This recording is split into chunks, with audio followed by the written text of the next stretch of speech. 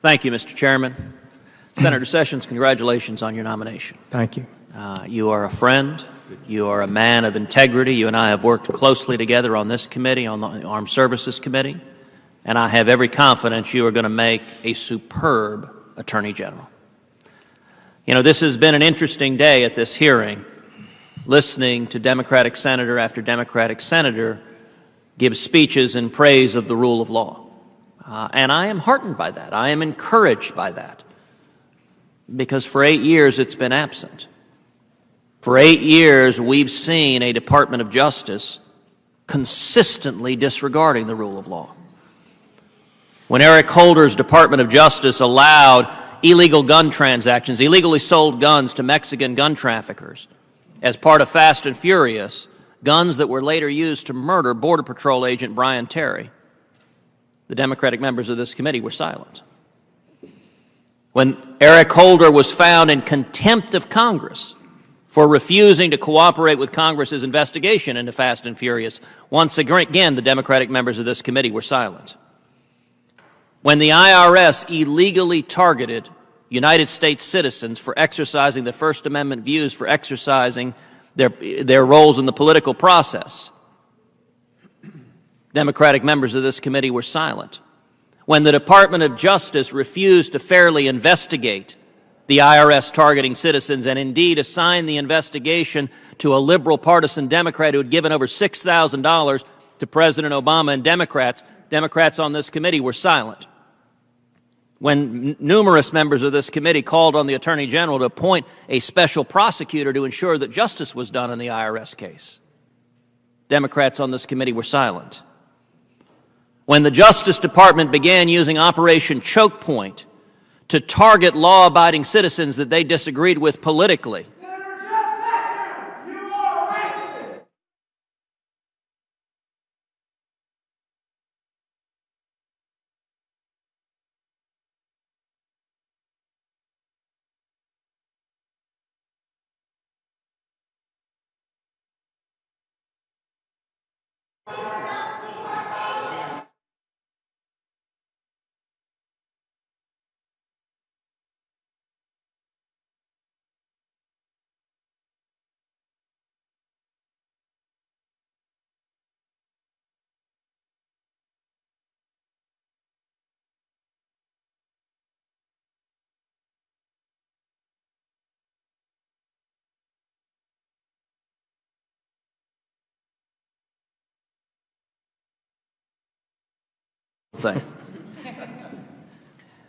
when the Department of Justice used Operation Choke Point to target legal businesses because they disagreed politically with those businesses, the Democrats on this committee were silent.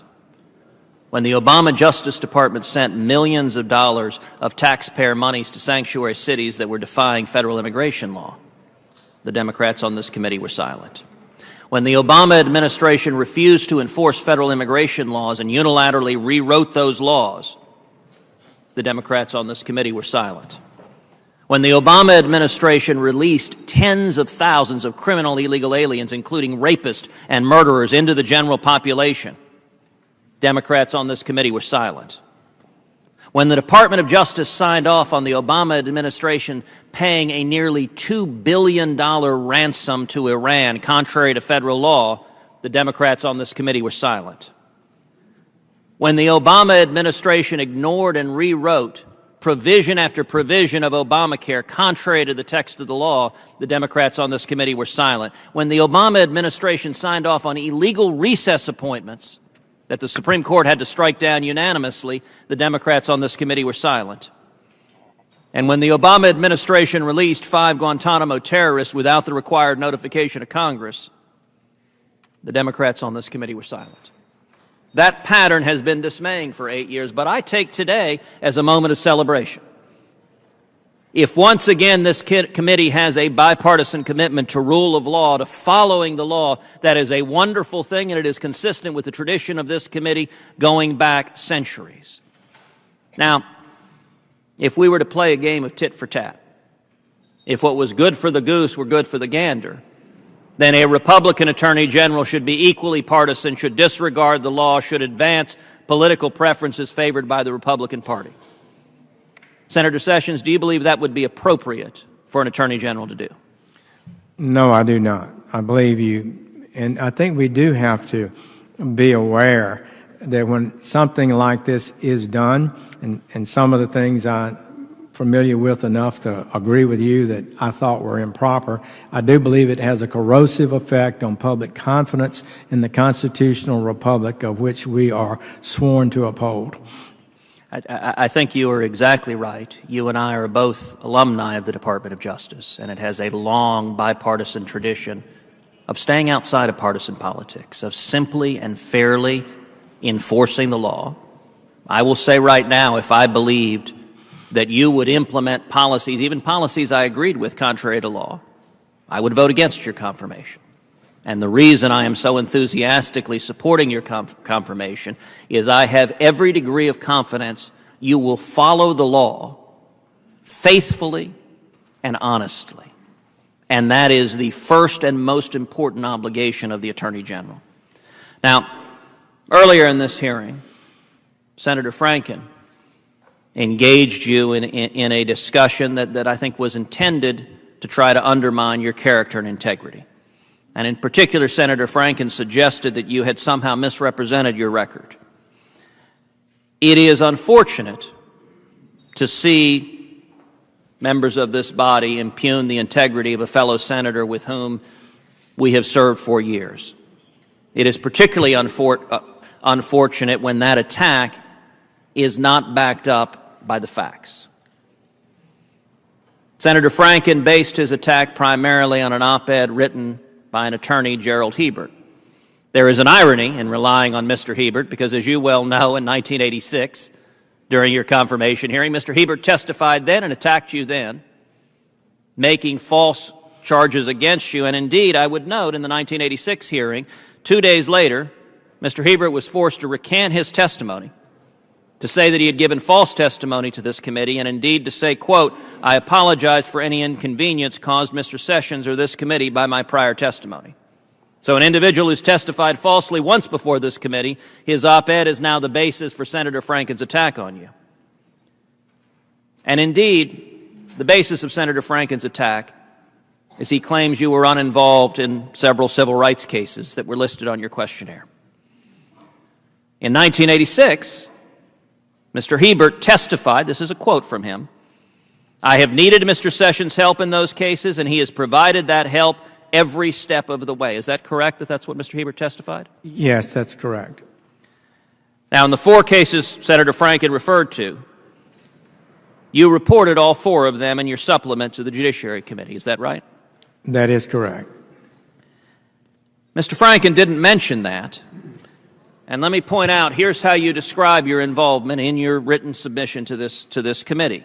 Quote, "For the cases described in 2, 4, 8, and 9, my role, like most U.S. attorneys in the nation and with non-criminal civil rights cases, was to provide support for the Department of Justice, Civil Rights Division's attorneys. I reviewed, supported, and co-signed complaints, motions, and other pleadings and briefs that were filed during my tenure as U.S. attorney.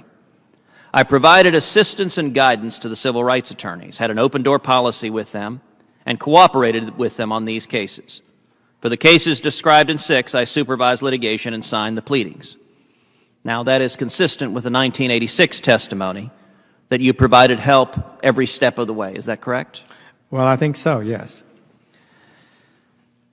There's no question you've been forthright with this committee, and I would note that members of this committee don't have to search far and wide to know who Jeff Sessions is.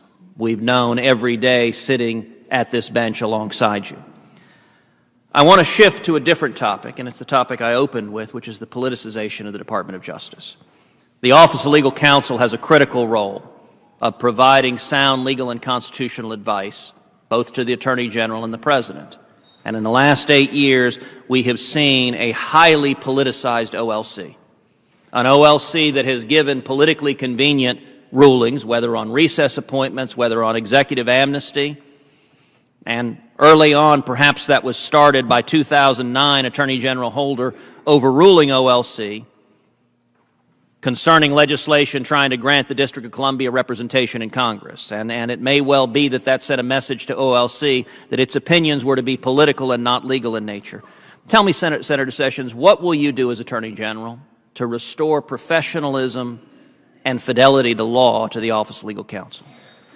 Senator Cruz, I think any short-term political agenda gains that come from the abuse of the lawmaking processes and requirements of the Department of Justice just don't make sense. It will always, in the long run, be more damaging than the short-term gain that one might have. The Office of Legal Counsel, all of us who've served in the department know, is a big-time position. You need a mature, smart, experienced person who understands this government, who understands the laws, and is principled and consistent in their application of the laws. That will help the President, it will help the Congress, and it will help the American people. I do believe we need to work hard to have that, and I will do my best to ensure we do have it. One final question. In the last 8 years, the Department of Justice's Solicitor General's office has also, I believe, been unfortunately politicized, and it sustained an unprecedented number of unanimous losses before the United States Supreme Court. Indeed, President Obama's Justice Department won less than half of its total cases before the Supreme Court, which is the lowest presidential win rate since Harry Truman. The average historically for the last 50 years has been about 70%. Numerous of those cases were unanimous, with indeed both Obama Supreme Court appointees voting against the lawless positions of this Justice Department, including their assertion that the government has the authority to supervise and direct the appointment and the hiring and firing of clergy in the church.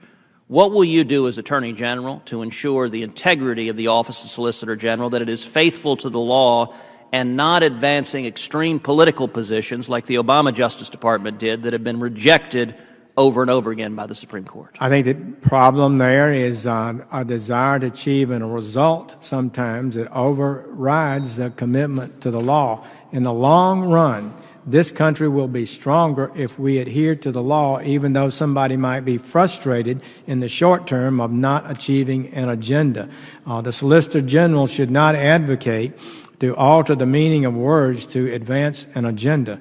That is an abuse of office, and I would try to seek to have a Solicitor General who is faithful to the Constitution, serves under the Constitution, does not feel it has the power to rise above it and make it say what it wants it to say. Thank you, Senator Sessions. Your Blumenthal.